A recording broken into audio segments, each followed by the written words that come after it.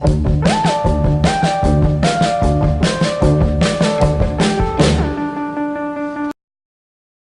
going on, filmheads? It is the Modern Film Critic here, and we are doing the top 5 best summer films of 2013.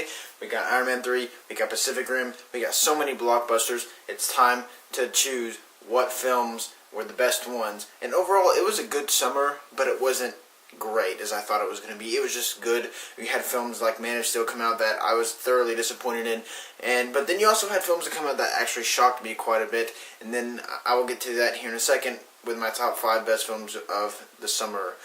Not only am I going to do that, I'm also going to give you my top 5 worst films of the summer of 2013. In the next video, actually the next video may be Getaway, and maybe the worst films of the summer. I don't know, it'll be something, but this video right now that I'm recording is going to be the best films of the summer. Starting off at number 5, bang, Pacific Rim. Guys, this is like the definition of a summer blockbuster film. When you've got robots, you've got monsters. Surprisingly, it didn't do that great in the box office, but I hear overseas it did great, so I'm glad. I hope they come up with a sequel. Hope they get enough money to pull that off. But man, I had a blast with this film. See it in IMAX, see it in 3D. Well, not anymore because it's gone, but if you did, you know what I'm talking about. It was such a fun movie to watch robots and monsters. Turn your brain off and have a fun time. Number 5 for Pacific Rim. Now with number 4, this was interchanged a lot. It was Pacific Rim or Elysium, and it turns out Elysium was just a tad better than Pacific Rim because Neil Blomkamp's camera work and his direction was phenomenal.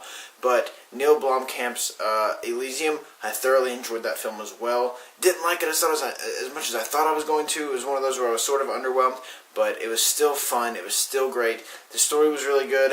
There were just some things in the film that I thought Neil Blomkamp could have left out, and some story elements he could have left out. But man, the film looks great. It is probably the best looking film of the summer. I had such a blast with Elysium. Matt Damon did great. Jodie Foster did fine. It was a very good film, and I suggest that if it's still at your theaters, go check out Elysium, one of Neil Blomkamp's best, and I cannot wait to see what he does next. Number 3. Now, number 3 and number 2 interchange a lot, and this is my stance right now. It may change. I still have a whole other season of movies to go before the year ends. It may change, and I may get a lot of hate for this, but number 3, I'm going with James Wan's The Conjuring, and I had such high expectations for this film, and this is one of those films that exceeded my expectations. It met them, but it sort of went up just a little higher than I thought. It was such a brilliantly crafted film. It was scary. It was I was invested in the story. I care about the characters. I had a blast with it. James Wan's camera work was great, and I can't wait to see what James Wan does next. He's doing Fast and the Furious 7. I think this is his first film in a while where it hasn't been horror, and I'm interested to see what he's going to do with the Fast and the Furious franchise, and I hope it's great. We got Jason Statham coming in, but that's not what I'm talking about. I'm talking about The Conjuring. It is a great, great horror film. If you love horror movies and you've seen some crap horror movies come out, like Texas Chainsaw 3D, Mama, which is just okay. I kind of like that film actually. Then this one will shed some light on the horror genre because man, it is a fun movie to watch, and it's another one of James Wan's best. Now number 2, I'm going to get so much questions raised as to why this is my number 2, but it is a film that I recently watched last weekend. You're Next. I know it's like you're putting that over The Conjuring. As of now, I'm putting it over The Conjuring for small reasons, but right now they're just sort of neck and neck. I had a blast with You're Next. It is probably one of the funnest movies I saw in the movies this year, and it's a shame that I was by myself. I was like, this is a perfect movie to see with your friends because it is just a fun movie. The movie knows what it is. The movie doesn't try to go higher than it needs to be. It is such a fun movie. It's a fun slasher flick. Like I said, it's not anything special when it comes to plot, but man, the execution is so much fun. And the only reason I put it above The Conjuring as of now, like I said, that could change whenever I get to the end of the year or whatever. The only reason I put it above The Conjuring is it's a tad more memorable, and it's sort of, I don't know, I guess you could say stuck with me. Not like, oh, I can't sleep, but sort of like, man, that was a fun movie. Remember this scene, and whenever she does this, and blah, blah, blah. But it's one of those movies where you want to talk to your friends about it after you see it, like, just have an hour conversation about how much fun it was, because it was a blast, like I said, but I think it was more memorable than The Conjuring, and that is the only reason I'm putting it above The Conjuring. But at the same time, The Conjuring has better story elements and things like that. So like I said, they're neck and neck. they can interchange, so don't give me too much hate for it. Like I said, it'll switch around, especially whenever I go out through the rest of the year.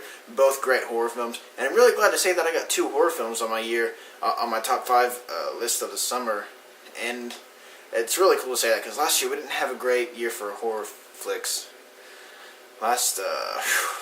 Anyway, number 1, guys,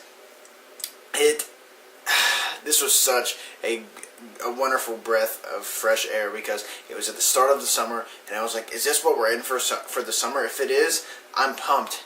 Unfortunately, it kind of went down from there, but my favorite film of this summer, I don't know if you can see this, is Star Trek Into Darkness, and I'm keeping this poster. It's little, but I'm keeping it, trying to keep it in great condition because I liked it more than I did the first one, and I had such a ball with this film because J.J. Abrams is back. It got me pumped for Star Wars Episode 7 because he's doing it. The guy, his direction is phenomenal in this film, and not only is it great action, it's got a great story, it's got great characters. You know, you got Carl Urban and all. It's just so much fun, and it is coming out again in our theaters. I didn't get to review it on video. I did a typed review for it, but I did not get to do a video. So now that it's coming back to my theaters, I sort of have a reason to review it. So I'm gonna review it. You guys asked for it, and I will review Star Trek Into Darkness. Let me just say it right now.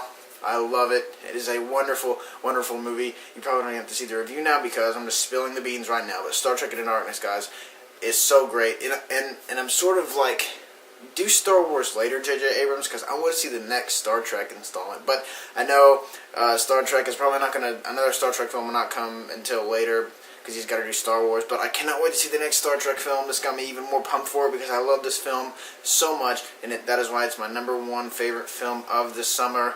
And unfortunately, this guy just missed the cut. Good movie, but meh. So what are your thoughts on this summer of 2013? Were you guys underwhelmed like I was? And most importantly, what was your favorite summer film? Leave some comments in the comment section. Give me some feedback on this video. I really want to know what you guys think about this summer and what your favorite film was. Was it Pacific Rim, or was it something like Iron Man 3, or was it Man of Steel? Comment below and let me know, guys. I'm the Modern Film Critic, signing off.